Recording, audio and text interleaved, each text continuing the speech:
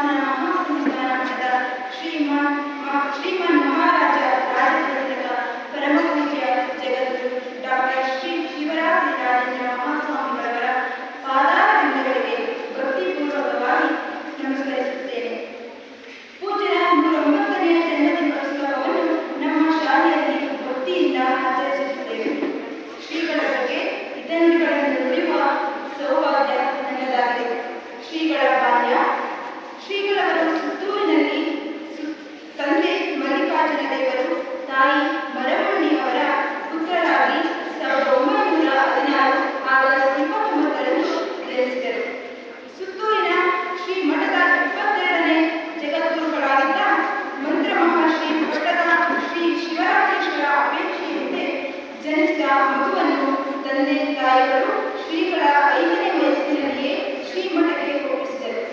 ನಂತರ ಸುತ್ತೂರಿನಲ್ಲಿಯೇ ಬಾಲ್ಯದ ವಿದ್ಯಾಭ್ಯಾಸ ಬೆಳೆಸಿದರು. ಮಂತ್ರ ಮಹರ್ಷಿಗಳ ಇವರಿಗೆ ಶ್ರೀ ಶಿವರಾತ್ರಿ ರಾಜೇಂದ್ರ ಸ್ವಾಮಿಯನ್ನು ನಾಮಕರಣ ಮಾಡಿದರು.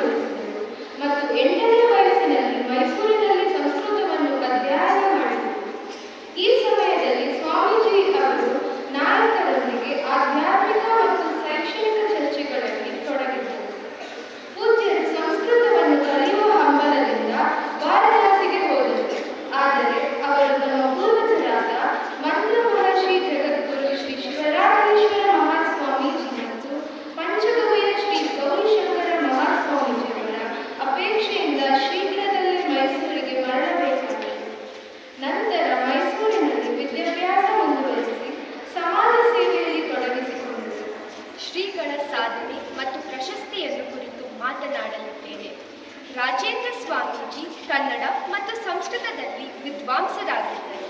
ಅವರಿಗೆ ಇಂಗ್ಲಿಷ್ ಕೂಡ ತಿಳಿದಿತ್ತು. ಅವರು ಕಲೆ ಮತ್ತು ಸಾಹಿತ್ಯದ ಪೋಷಕರಾಗಿದ್ದರು. ಶ್ರೀಗಳು ಚಿಂತನಶೀಲರಾಗಿದ್ದರು ಮತ್ತು ಸಂವೇದನಶೀಲರಾಗಿದ್ದರು. ಇತರರಿಗಿಂತ ಭಿನ್ನವಾಗಿ ತಮ್ಮ ಪ್ರತಿಯೊಂದು ಒಳ್ಳೆಯ ಆಲೋಚನೆಯನ್ನು ವಾಸ್ತವಕ್ಕೆ ತಿರುಗಿಸುವ ಕಲೆಯನ್ನು ಕರಗತ ಮಾಡಿಕೊಂಡಿದ್ದರು. ಪೂಜ್ಯರು ಕೇವಲ 12 ವರ್ಷ ವಯಸ್ಸಿನಲ್ಲಿ ಫೆಬ್ರವರಿ 24, 1958 ಮಠದ ಆಡಳಿತವನ್ನು ನಡೆಸಲು ಪ್ರಾರಂಭಿಸಿದರು. ಅರ್ಧ ಶತಮಾನಕ್ಕೂ ಹೆಚ್ಚು ಕಾಲ ಮಠದ ಆಡಳಿತವನ್ನು ನಡೆಸಿದರು. ಅವರ ಮಠಾಧೀಶರ ಆರಂಭಿಕ ಅವಧಿಯು ಸುಲಭವಾಗಿರಲಿಲ್ಲ. ಒಂದು ಸಣ್ಣ ಕೆಲಸವೂ ಆಗಲು ಇನ್ನೆಲ್ಲರ ಹರಸಾಹಸ ಪಡಬೇಕಾಗಿತ್ತು. ಶ್ರೀಗಳು ಇಡುವ ಪ್ರತಿ ಹೆಜ್ಜೆಯು ಹೊಸ ಸೇವೆಯ ಕ್ಷೇತ್ರಗಳ ಹುಡುಕಾಟದಲ್ಲಿ ಒಂದು ಹೆಜ್ಜೆ. ಹೀಗಾಗಿ ಪೂಜ್ಯರು ಶಿಕ್ಷಣ ಸಂಸ್ಥೆಗಳ ತರಾವನ್ನೇ ನಿರ್ಮಿಸಬಲ್ಲರು. ಶ್ರೀಗಳು ಯಾವುದೇ ಸ್ವಾರ್ಥವಿಲ್ಲದೆ ಸಮಾಜಕ್ಕೆ ದಣಿವರಿಯದೆ ಸೇವೆ ಸಲ್ಲಿಸಿದರು. ಮಹಾನ್ ಪರಂಪರೆಯೊಂದಿಗೆ ಮಠಕ್ಕೆ ಉತ್ತರಾಧಿಕಾರಿಯಾದ ಶ್ರೀ ರಾಜೇಂದ್ರ ಸ್ವಾಮೀಜಿ ಕೇವಲ ಧಾರ್ಮಿಕ ಚಟುವಟಿಕೆಗಳಿಗೆ ಸೀಮಿತವಾಗದೆ ಸಮಾಜದ ಅಸಮಾನತೆ, ಬಡತನ ಮತ್ತು ದುಃಖದ ಸಮಸ್ಯೆಗಳಿಗೆ ಸ್ಪಂದಿಸಿದರು. 1940ರ ದಶಕದಲ್ಲಿ ಪರಮ ಪೂಜ್ಯರು ಮೈಸೂರಿನಲ್ಲಿ ನಿರ್ಗತಿಕ ವಿದ್ಯಾರ್ಥಿಗಳಿಗಾಗಿ ನಿರಂಜನಾಲಯವನ್ನು ತಮ್ಮ ಸ್ವಂತ ನಿವಾಸದಲ್ಲಿ ಪ್ರಾರಂಭಿಸಿದರು. ಸಮಾಜದ ಅಗತ್ಯಗಳಿಗೆ ಅನುಗುಣವಾಗಿ ಮಠದ ಸೇವೆಗಳನ್ನು ವಿಸ್ತರಿಸಲಾಯಿತು. ಭಾರತಕ್ಕೆ ಸ್ವಾತಂತ್ರ್ಯ ಸಿಗುವ ಮುಂಚೆ ಜನಸಾಮಾನ್ಯರು ಎದುರಿಸುತ್ತಿರುವ ಹಲವಾರು ಸಮಸ್ಯೆಗಳಿಗೆ ಜ್ಞಾನದ ಕೊರತೆಯೇ ಕಾರಣ ಎಂದು ಸ್ವಾಮೀಜಿ ಗುರುತಿಸಿದರು ಮತ್ತು ಶಿಕ್ಷಣವನ್ನು ಒದಗಿಸಲು 1954ರಲ್ಲಿ ಜೆಎಸ್ಎಸ್ ಮಹಾವಿದ್ಯಾಪೀಠವನ್ನು ಪ್ರಾರಂಭಿಸಿದರು. ಜೆಎಸ್ಎಸ್ ಮಹಾವಿದ್ಯಾಪೀಠದ ಆಶ್ರಯದಲ್ಲಿ ಅವರು ಅಕ್ಷರ ದಾಸೋಹಕ್ಕಾಗಿ ಶಾಲಾ ಕಾಲೇಜುಗಳನ್ನು ಪ್ರಾರಂಭಿಸಿದರು. ಅನ್ನ ದಾಸೋಹಕ್ಕಾಗಿ ಹಾಸ್ಟೆಲ್ಗಳು ಮತ್ತು ಆರೋಗ್ಯ ದಾಸೋಹಕ್ಕಾಗಿ ಆಸ್ಪತ್ರೆಗಳನ್ನು ಪ್ರಾರಂಭಿಸಿದರು. ಅದು ಸರ್ವತೋಮುಖ ಸಾಮಾಜಿಕ ಅಭಿವೃದ್ಧಿಗೆ ಕಾರಣವಾಯಿತು. ಶ್ರೀಗಳು ಬಡವರು ಮತ್ತು ದೀನದಲಿತರನ್ನು ಬೆಂಬಲಿಸಲು ತುಂಬಾ ಸಹಾನುಭೂತಿ ಹೊಂದಿದರು ಮತ್ತು ಆಶ್ರಯ ಅಗತ್ಯವಿರುವ ಸಾವಿರಾರು ಜನರಿಗೆ ಅವಕಾಶಗಳನ್ನು ಒದಗಿಸಿದರು. ಕ್ರಮೇಣ ಪೂಜ್ಯರು ಪ್ರಾಥಮಿಕ ಶಾಲೆಗಳು, ಪ್ರೌಢಶಾಲೆಗಳು, ಪಿಯು ಕಾಲೇಜುಗಳು, ಪದವಿ ಕಾಲೇಜುಗಳು, ಇಂಜಿನಿಯರಿಂಗ್ ಮತ್ತು ವೈದ್ಯಕೀಯ ಕಾಲೇಜುಗಳು ಇತ್ಯಾದಿಗಳನ್ನು ಪ್ರಾರಂಭಿಸಿದರು. ಅವರು JSS Vaidyakeeya Seva trust, Shri Shivarathreeshwara rural development foundation, JSS Sangeetha Sabha, Shivarathreeshwara ದತ್ತಿ ಟ್ರಸ್ಟ್ ಮುಂತಾದ ಅನೇಕ ಟ್ರಸ್ಟ್ ಮತ್ತು ಸೊಸೈಟಿಗಳನ್ನು ಸ್ಥಾಪಿಸಿದರು ಮತ್ತು ಅಖಿಲ ಭಾರತ ಶರಣ ಸಾಹಿತ್ಯ ಪರಿಷತ್ ಇತ್ಯಾದಿ ಅನೇಕ ಸಮಾಜಮುಖಿ ಕೆಲಸಗಳನ್ನು ಮಾಡುತ್ತಿದ್ದರು. ಎಲ್ಲರ ಶ್ರೇಯೋಭಿವೃದ್ಧಿಗೆ ಗುರಿಯಾದ ಕಾರ್ಯಕ್ಕೆ ಏಕ ಮನಸ್ಸಿನ ಸಮರ್ಪಣೆ ಅವರನ್ನು ತ್ಯಾಗದ ಹಾದಿಯನ್ನು ತುಳಿಯುವಂತೆ ಪ್ರೇರಿಸಿತು. ಶ್ರೀಗಳು ಡಿಸೆಂಬರ್ 6, 1986ರಂದು ಇಹಲೋಕ ತ್ಯಜಿಸಿದರು. ಶ್ರೀ ಜಯಚಾಮರಾಜೇಂದ್ರ ಒಡೆಯರ್ ಪೂಜ್ಯರ ಸಮಾಜಕ್ಕೆ ನೀಡಿದ ಅಪಾರ ಕೊಡುಗೆಯನ್ನು ಗುರುತಿಸಿ 1953ರಲ್ಲಿ ಪರಮ ಪೂಜ್ಯ ರಾಜೇಂದ್ರ ಸ್ವಾಮೀಜಿಯವರಿಗೆ ರಾಜಗುರು ತಿಲಕ ಎಂಬ ಬಿರುದನ್ನು ನೀಡಿ ಗೌರವಿಸಿದರು. ಮರಣೋತ್ತರವಾಗಿ ಶ್ರೀ ರಾಜೇಂದ್ರ ಮಹಾಸ್ವಾಮೀಜಿಯವರಿಗೆ ಮೈಸೂರು ವಿಶ್ವವಿದ್ಯಾನಿಲಯವು 1989ರಲ್ಲಿ ಗೌರವ ಡಾಕ್ಟರೇಟ್ ನೀಡಿ ಗೌರವಿಸಿತು. ಪೂಜ್ಯರ ಬಗ್ಗೆ ಹಿತವಚನಗಳನ್ನು ಮಾತನಾಡಲು ಅವಕಾಶ ಮಾಡಿಕೊಟ್ಟ ತಮ್ಮೆಲ್ಲರಿಗೂ ವಂದನೆಗಳು. ಧನ್ಯವಾದಗಳು. ಇವರಿಗೆ ಸುತ್ತೂರು ಗುರು ಪರಂಪರೆಯನ್ನು ಮನದಾರೆ ಸ್ಮರಿಸುತ್ತೇನೆ. ವೇದಿಕೆಯಲ್ಲಿ ಉಪಸ್ಥಿತರಿರತಕ್ಕಂತಹ ಗೌರವಾನ್ವಿತ ಪ್ರಾಂಶುಪಾಲರೇ, ಸಹೋದರಿ ಮಿತ್ರರೇ, ಪೋಷಕರೇ ಹಾಗೂ ವಿದ್ಯಾರ್ಥಿನಿಯರೇ, ಪೂಜ್ಯ ಶ್ರೀಗಳವರ ಬಗ್ಗೆ ಅಪಾರವಾಗಿ ಮಾತನಾಡತಕ್ಕಂತಹ ವ್ಯಕ್ತಿಗಳು ನಾವು. ಏಕೆಂದರೆ ಪರಮ ಪೂಜ್ಯರು ಒಂದು ಶಕ್ತಿಯಾಗಿದೆ. ಇಂದು ಜಯಂತಿಯ ಪ್ರಯುಕ್ತ ಔಪಚಾರಿಕವಾಗಿ ಒಂದೆರಡು ಅನಿಸಿಕೆಗಳನ್ನು ತಮ್ಮ ಜೊತೆ ಹಂಚಿಕೊಳ್ಳಲಿಕ್ಕೆ ಅಪೇಕ್ಷಿಸುತ್ತೇನೆ. ಈಗಾಗಲೇ ಕನ್ನಡ ಶಿಕ್ಷಕಿಯಾಗಿರತಕ್ಕಂತಹ ಮದಯಮಣಿ ಹಾಗೂ ನಮ್ಮ ವಿದ್ಯಾರ್ಥಿನಿಯರು ಶ್ರೀಗಳವರ ಬಾಲ್ಯ ಶಿಕ್ಷಣ ಹಾಗೂ ಅವರು ಮಾಡಿದಂತಹ ಸೇವಾ ಕ್ಷೇತ್ರದ ಬಗ್ಗೆ ವಿವರವಾಗಿ ನಮಗೆ ತಿಳಿಸಿಕೊಟ್ಟಿದ್ದಾರೆ. ಇನ್ನೊಂದು ವಿಚಾರಗಳನ್ನು ತಮ್ಮ ಮುಂದೆ ಇಡೋದಾದರೆ, ಪೂಜ್ಯ ರಾಜೇಂದ್ರ ಶ್ರೀಗಳವರು ಸ್ವತಂತ್ರ ಪೂರ್ವದಲ್ಲಿಯೇ ಒಂದು ಇಚ್ಛಾ ಇಚ್ಛಾಶಕ್ತಿಯನ್ನ ಇಟ್ಟುಕೊಂಡು ಪ್ರಥಮತಃ ಅಗತ್ಯ ಇರತಕ್ಕಂತಹ ಬಡ ವಿದ್ಯಾರ್ಥಿಗಳಿಗೆ ಆಶ್ರಯವನ್ನು ನೀಡಿದರೆ ಅವರು ಒಂದಷ್ಟು ಶಿಕ್ಷಣವನ್ನು ಪಡೆದು ಮುಂದೆ ಒಳ್ಳೆಯ ವ್ಯಕ್ತಿಗಳಾಗ್ತಾರೆ, ಸಮಾಜಕ್ಕೆ ಬಹಳಷ್ಟು ಅನುಕೂಲವಾಗುತ್ತೆ ಎಂಬ ದೂರದೃಷ್ಟಿಯನ್ನು ಇಟ್ಟುಕೊಂಡು ಶ್ರೀಗಳು ಆ ಕಾಲದಲ್ಲಿಯೇ ಪ್ರಥಮತಃ ವಸತಿ ವಿದ್ಯಾನಿಲಯವನ್ನು ಆರಂಭಿಸಿರ್ತಕ್ಕಂಥದ್ದು ಒಂದು ಸದುದ್ದೇಶ. ಹಾಗೆಯೇ ಅದರ ತರುವಾಯ ಶಿಕ್ಷಣಕ್ಕೆ ಒತ್ತನ್ನು ನೀಡಿ ಬಹಳಷ್ಟು ಶಾಲೆಗಳನ್ನು ತೆರೆದರು. ಆಶ್ರಯದ ನಂತರ ಶಿಕ್ಷಣದ ನಂತರ ಅವರು ಬಹಳಷ್ಟು ಸಮಾಜಮುಖಿ ಕೆಲಸಗಳಲ್ಲಿ ತೊಡಗಿಸಿಕೊಂಡಿರತಕ್ಕಂಥದ್ದು. ಈಗಿನ ರೀತಿಯಲ್ಲಿ ಎಲ್ಲ ಸೌಲಭ್ಯಗಳು ಆಗ ಇರಲಿಲ್ಲ, ಕಷ್ಟಕರ ದಿನಗಳಿದ್ದವು. ಅವೆಲ್ಲವನ್ನೂ ಸಹ ಎದುರಿಸಿ ಪೂಜ್ಯ ಶ್ರೀಗಳವರು ಹಣಕಾಸನ್ನು ಹೊಂದಿಸಿ ಸಂಸ್ಥೆಯನ್ನ ಒಂದು ಗಟ್ಟಿಯಾಗಿ ನಡೆಸಲಿಕ್ಕೆ ಪ್ರಯತ್ನಿಸಿದರು. ಆದಿ ಜಗದ್ಗುರುಗಳಿಂದ ಹಿಡಿದು 23ನೇ ಜಗದ್ಗುರುವಾಗಿರ್ತಕ್ಕಂತಹ ರಾಜೇಂದ್ರ ಶ್ರೀಗಳವರು ಎಲ್ಲರೂ ಸಹ ತಮ್ಮದೇ ಕೊಡುಗೆಯನ್ನು ಕೊಟ್ಟಿದ್ದಾರೆ. ಇನ್ನು ಏನು ಆಗಸ್ಟ್ 29 ನಮ್ಮೆಲ್ಲರ ಕಾಲಿಗೆ ಸುದಿನ. ಧನ್ಯವಾದಗಳು ಸರ್. ಮತ್ತೊಂದು ಸುಂದರ ಗೀತೆಯೊಂದಿಗೆ ತರುತ್ತಿದ್ದಾರೆ ಅಭಿಸಾರಿಕ ಮತ್ತು ತಂಡ. ಯೋಗಿ ಬಂದ, ಯೋಗಿ ಬಂದ, ನಮ್ಮ ಯೋಗಿ ಬಂದ, ನಮ್ಮ ಯೋಗೀಶ್ವರ ಗುರುರಾಜೇಂದ್ರ ಬಂದಾನೋ, ಬಂದಾನೋ ಬಂದಾನೋ ಬಂದಾನೋ ಬಂದಾನೋ ಯೋಗಿ ಬಂದ.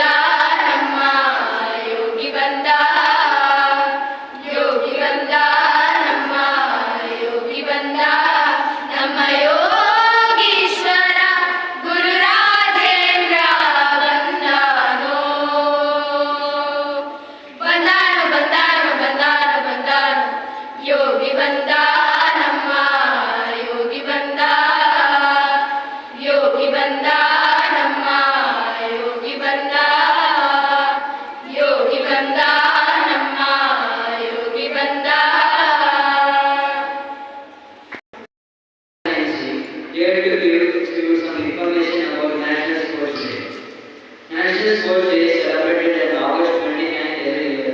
This day highlights the importance of sports and physical activities for all our health.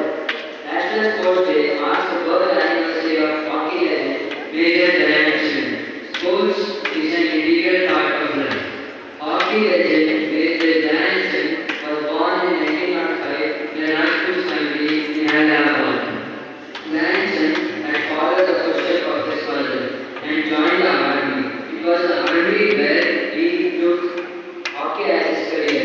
Hockey result, Major Dhyanchandji gave various awards to the nation and was part of the Indian hockey team, which struck gold in Olympics in 1928 and 1932. He scored more than 400 goals in his career, which spanned over 22 years. Dhyanchandji led the team with 3 goals in 1936 Berlin World Cup final, which India won against Germany in a total of 8-1. This game represented the height of India's hockey achievements under Dhyanchandji's leadership. Thank you and all. ಮೇಳದಲ್ಲಿ ವಿಜೇತರಾದ ತಂಡಗಳಿಗೆ ಬಹುಮಾನ ವಿತರಣೆಯನ್ನು ನಡೆಸಿಕೊಳ್ಳಲು ತಲುಪಿದ್ದಾರೆ ಕನ್ನಡ ಸಹಾಯಕ ಶಿಕ್ಷಕರಾದ ಸುರೇಶ್ ಅವರು.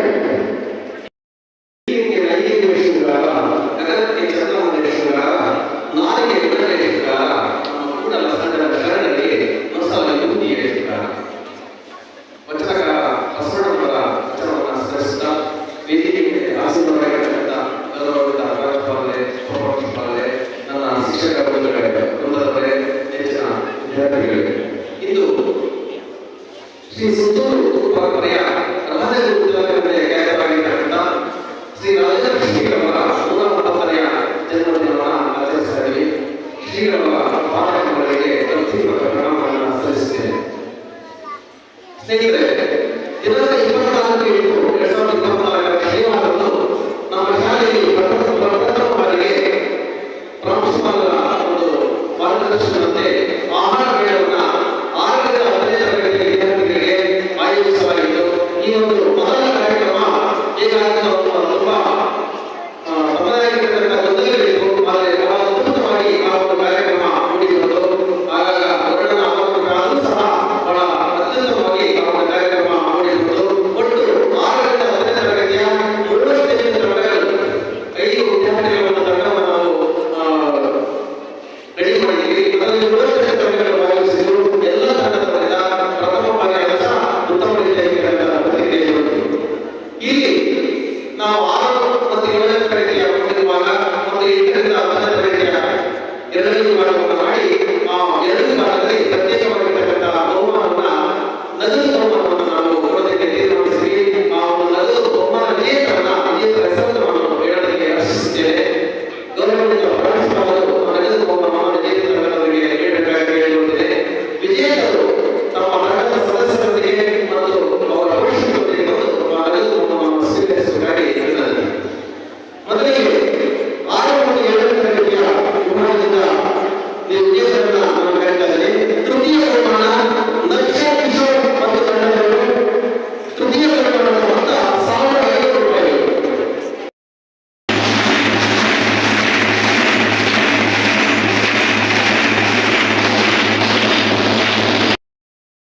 ವಿಜೇತರು ಉರುಳಿಗ ಮತ್ತು ತಂಡದವರು.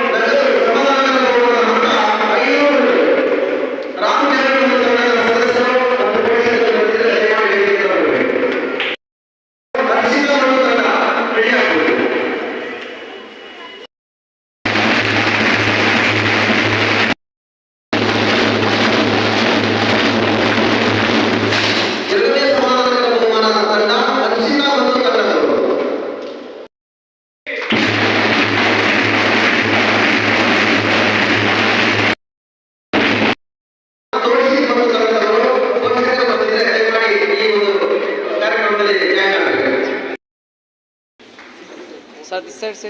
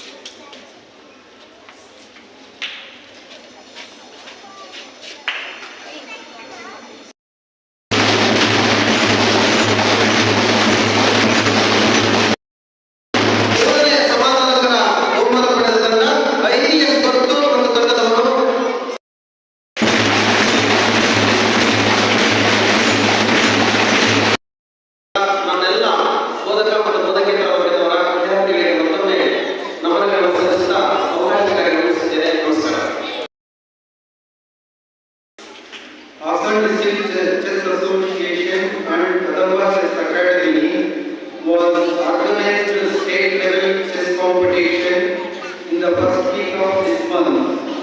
Our school student Jacob G. Prasad has participated and secured 5th position and received prize. Please give him a big hand. I request our all participants to give away the prizes to the winning student.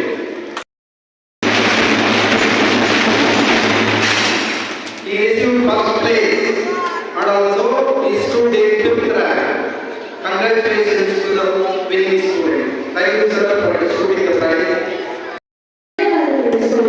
ನಮ್ಮ ಶಾಲೆಯ ಪ್ರಾಂಶುಪಾಲರಾದ T. ಮರುಳಾಸನ್ ಅವರನ್ನು ಕಾರ್ಯಕ್ರಮವನ್ನು ಉದ್ದೇಶಿಸಿ ಒಂದೆರಡು ವಿದ್ಯಾರ್ಥಿಗಳನ್ನು ಆಡಬೇಕೆಂದು ಕೇಳಿಕೊಳ್ಳುತ್ತೇನೆ.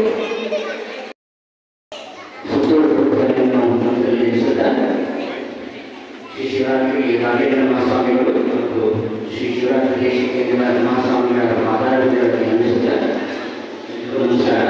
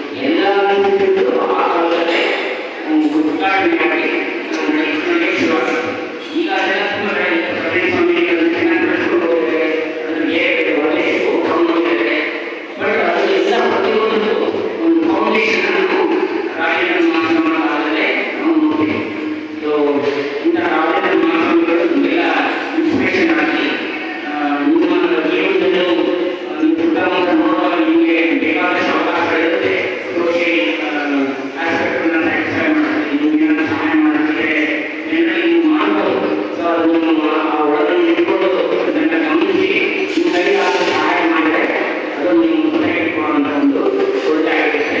ನಿಮಗೆ ತುಂಬ ಒಳ್ಳೆಯದು ಮಾಡ್ತೀನಿ ಅಂತ ಹೇಳ ಈಗ ರಾಜೇಂದ್ರ ಮಾಸ್ಟರ್ ಒಂದು ಸ್ಫೂರ್ತಿಯಾಗಿ ತಗೊಂಡು ಅವರ ದಾರಿಯನ್ನು ನಡೆಸ್ತಾ